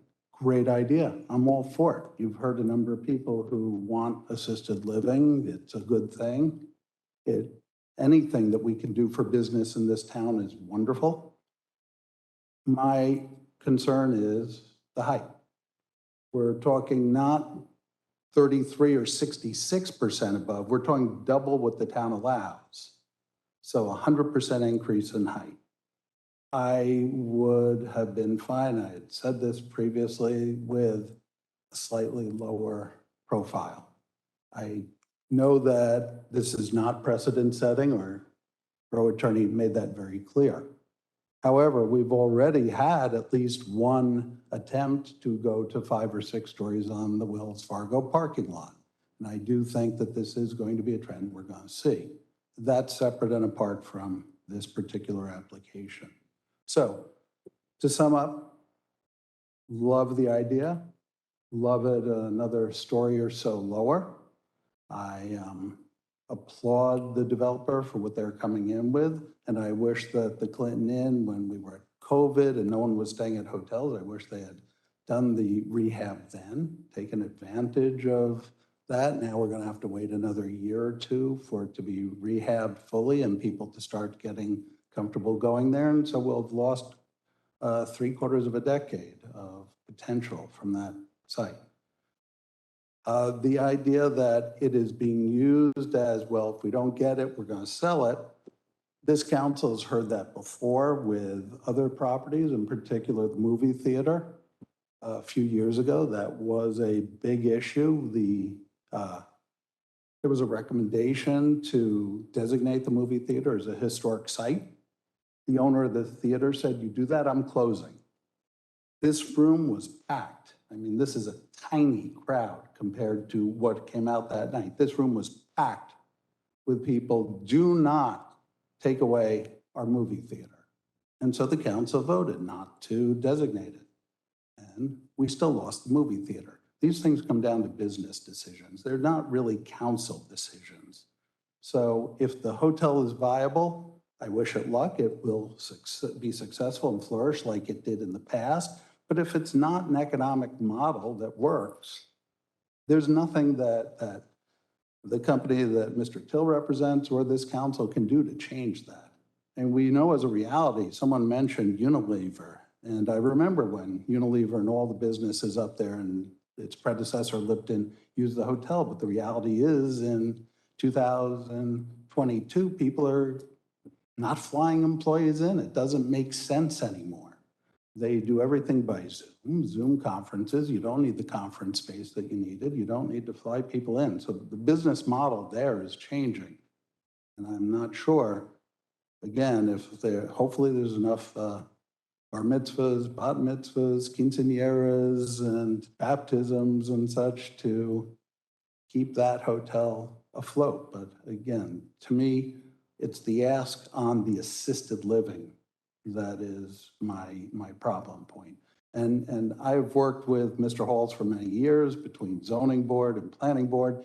And I know that we've made many residents out there, when they redo their home, put in things like seepage pits for retention because that will retain water. Well, it's not working out.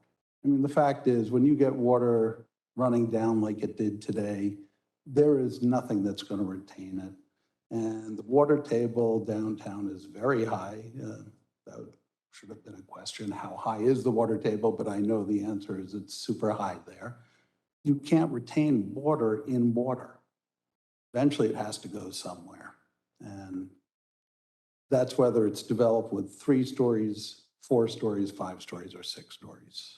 We have 2 houses that were there, some green space. That won't exist. None of this will make a difference. We will unfortunately have to address the flooding a very different way, and I agree with those citizens concerned. So those are my comments. Thank you. Comments from other council members? Pardon me? Ready to make a motion? I'll say something first. Pardon me? I'll make a comment first. Please. I couldn't tell what you were raising your hand about. Do both. You know, Jeff, I hear you and I want to respond. I feel just the opposite. I feel so lucky that we have a business that is willing to invest in our community. I feel so lucky that we have the opportunity to not get one business, but two, thriving and back for our downtown. This could have been a discussion only on the assisted living.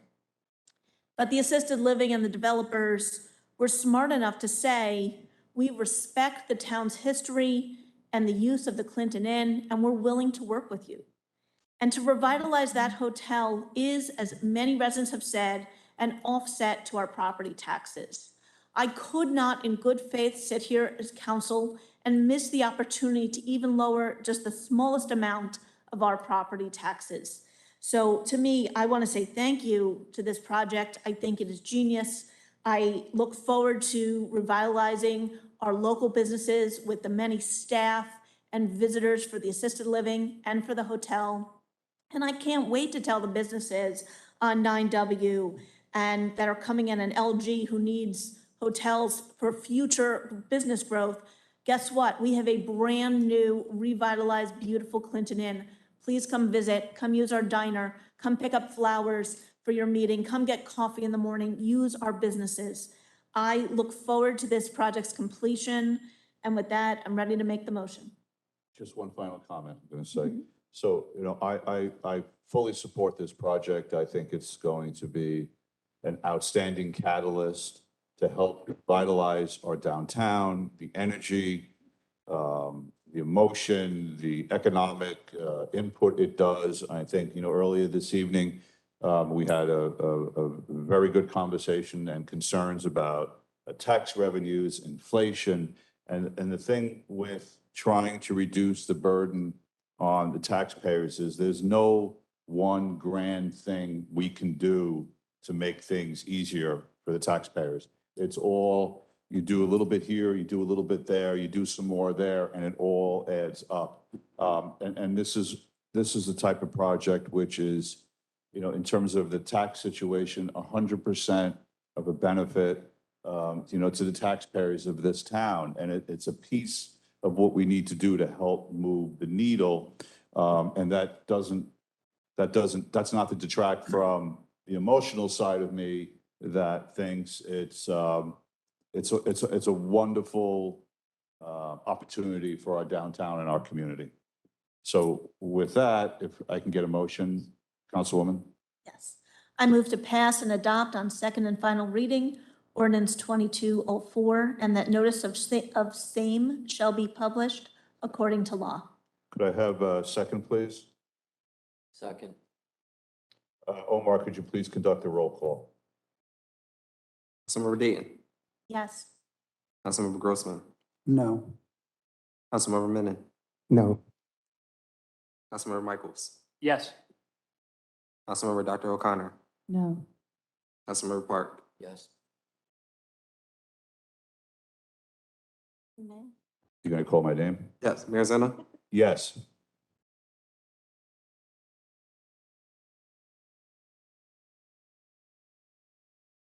Okay. Thank you, everyone. Thank you, everyone, professionals, council members, everyone involved in this process, especially for the public who has weighed in with all their views. Public understands it. Look at the syndrome. Doesn't understand it's wrong. Oh, I think the public understands it passed. Yes, it passed. Did you hear all the screaming and excitement? It's a very professional group. Okay. Thank you, everyone. Yes. We're working on it. There's a grant for it. We had one at the TEF Fun Run. Someone brought in one of the all side, which, Yeah. no, they didn't. They had it by Geisinger Field. It was one of the Realtor companies. Isaac, thank you for coming. They didn't really Thank you for launch it. They had it tethered. Thank you for coming. It was there. Taking a Full size. break, Omar. The TEF Fun Run. For years. This here. Remax. The Oh. Remax. No, but it wasn't real. I was there. Like, you couldn't go in it. They were hoping to be able to. Oh, really? Mayor's remarks? The Oh, wind- God. The wind was wrong, but they were hoping. All right. Oh, the mayor recommended, he said he's going to speak for at least an hour. He has a lot of.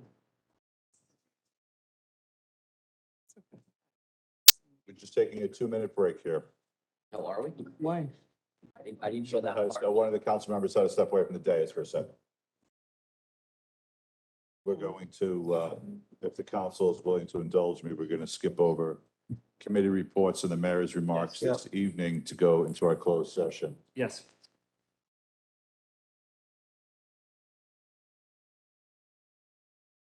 I was waiting for your cue. Usually you take it there. No, there were no jokes. Okay.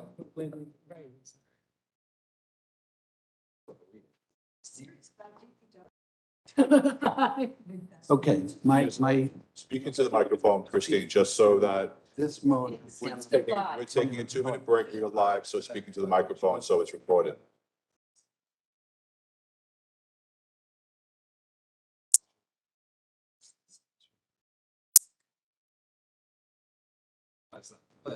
I was a management consultant. I'm trying to get, so it's, you, that reads correct. I don't even know how it did this.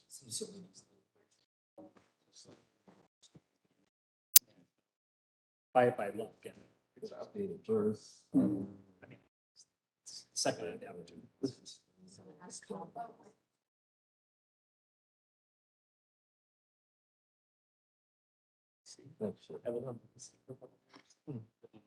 Number of years. This is. In Richmond, Virginia. Back to New York.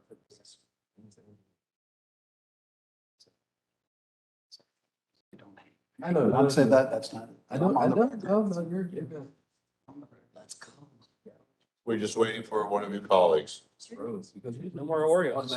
Oreos? That's it. Yeah, I'm waiting. It's on and lock. Control. The twist. Yeah. What's your next?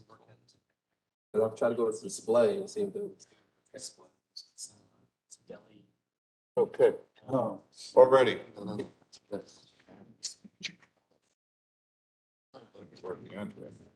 It's not.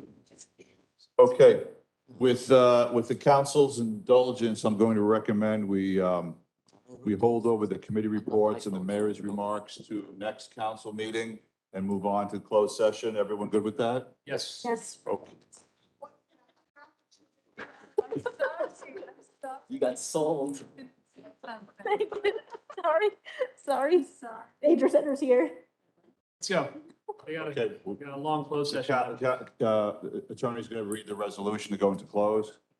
Resolution R 22-247, at a regular meeting of the mayor and council of the borough of Tenafly, county of Bergen, state of New Jersey, held on July 18th, 2022. The mayor and council of the borough of Tenafly has deemed it necessary to go into closed session to discuss certain matters which are exempted from the public. Be it resolved in compliance with NJSA 10:4-12, the mayor and council of the borough of Tenafly are going to close executive session to discuss a personnel issue, as well as we're going to add back in a collective bargaining issue that was not concluded in the earlier closed session. Have a motion to go into close? Moved. Have a second? Second. All in favor? Aye. Okay, see you in, Thank you, everybody. thank you, everyone. Thank you all members of the public who are here. Appreciate it. But their street sign and size. All sign. Yeah, it's next farm.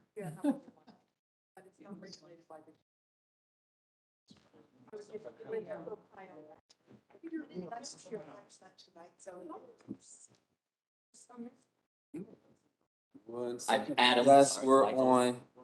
Yes. Losing it. Have a motion to close the public meeting. Have a second? Second. All in favor? Aye. Good night, everyone. Good night. Thank you. Sure.